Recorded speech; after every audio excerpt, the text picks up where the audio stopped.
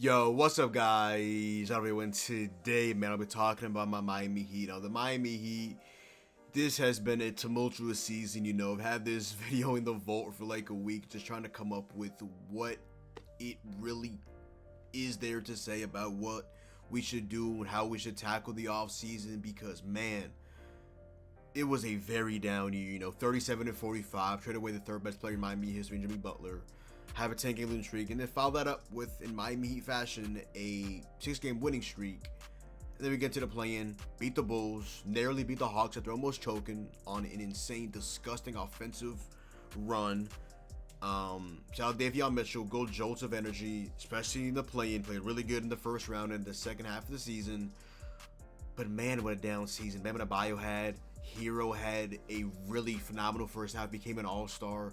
Then dwindled off in the second half and had one good playoff game as usual with Tyler Hero, who last year as well had one good playoff game, game 2 against the Celtics. And we ended up winning that game with Magnum ball 3-point shooting, but this time around we did not win game 2.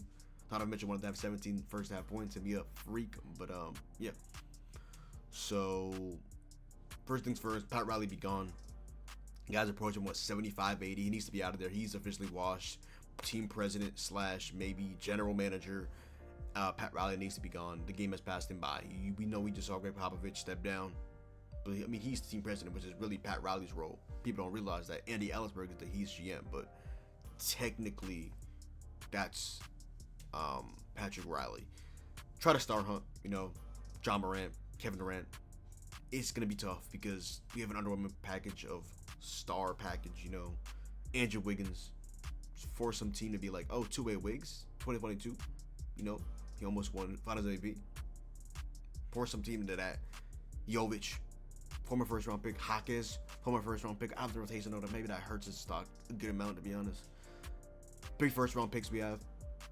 Either this year, this 20th overall pick for the Warriors, 2025, 2028, and 2030, or 2031, or 2026, 2028, and either 2030 or 2031. And our 2027 first round pick that I haven't mentioned is lottery protected to the Hornets from the Terry Rozier trade, which was just an abomination of a deal, unfortunately, from Patrick Riley.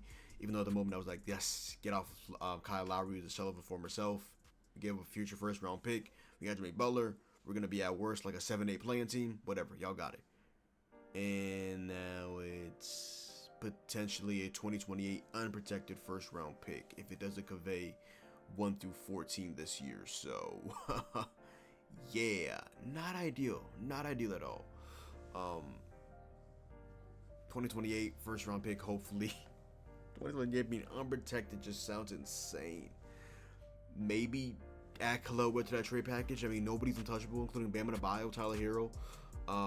You saw Khalil struggles in the playoffs, and you go against a double big lineup. The motor issues showed up, He's not untradeable. I love Khalil, really, really do. He's one of the bright spots. When he actually got playing time, he at points was the leader for Rookie of the Year. He ended up finishing 6th. Yeah, Khalil you're not untouchable, brother. Like, you're just not at the end of the day. I feel like if I got older, I've been maturing. I'd be like, not everybody is untouchable on this team anymore. Nobody untouchable on this team. 37-45. You have Tyler Hero and Bam Adebayo, who are really third option, a championship level team, cosplaying as number 1 and 2 options. Like, no, it's just not in. Try to start on. Try to do something. I mean, I don't know. Make a decision on Duncan Robinson. You can either pay him like $10 million to get him off your team, or pay him like close to 20 to keep him on the team. I don't know what you want to do with that. Andrew Wiggins needs to be off my team. I mean, you can. I don't know. Yeah, I did mention that, but Andrew Wiggins. Yeah. Force somebody to take his like $30 million a year salary. I mean, he's not that bad. He's not a terrible player. He didn't perform terrible against his former team, which he didn't even really play outside of maybe like a summer league game for the Cavs, because the Kevin Love trade back in the day to get LeBron and Love connected. But he had a relatively good season. I mean, he missed a good amount of time with the Heat, and then he showed up in the playoffs fully healthy and was awful. Maybe that was a lingering injury. I don't know. Wiggins, I've seen recently his video of him on TikTok talking about like a Hall of Fame ass eater. So like, I don't know what's going on with that. He was literally traded for the 3rd best player in history, and that's the video I saw. Like, gotta be stopped, sadly. Davion Mitchell. backup point guard, re-sign him. I don't know. He's an RFA, restricted free agent, so we can go ahead and match any contract that he does end up getting. Shout out to Davion, phenomenal playoffs. He not even including the play-in, just the playoffs. 15, 6.3, and 2.3 assists on 61-50 shooting splits, but he did also shoot 42.9% from the free throw line. Work on your free throws, please, Davion Mitchell. He had a 68.1% true shooting percentage, just generally was in his bag. Shot 50% on above the break threes, and he also was good at the rim and non-paint rim. Shot 71.4% at or shorter than 8 feet out, 50% on jumpers, and 73.7% on layups. He's really the only competent player, it felt like, for us in that first round against the Cavs, who are now down 0-2 to the Pacers after Tyrese Halliburton, aka Tyrese, what the hell he Burton? Tight shit. Shout Rob 49. Make a decision on Bam Adebayo. Like I said, nobody's untouchable. Bam Adebayo is going to be making a lot of money, like 50 million, 55, 57 plus in his last couple of years with the Heat. Signed a new 3-year deal. Heroes extension eligible. He's making 30 million this season. I'll bump that up to maybe like 35 and max 40 a year. Make a decision on those guys as well. And then 20th overall pick from the Warriors from Jimmy Butler trade. Because our 15th is going to the Thunder now because we made a play-in. Correct. But next year's unprotected, I guess. So at least we have that. 20th overall pick, though. We're drafting a point guard, shooting guard, small forward, power forward, center, any position. Rasheed Fleming out of St. Joe. Walter Clayton Jr., NCAA champion out of Florida. Nick Neely, UConn. Jason Richardson, Michigan State.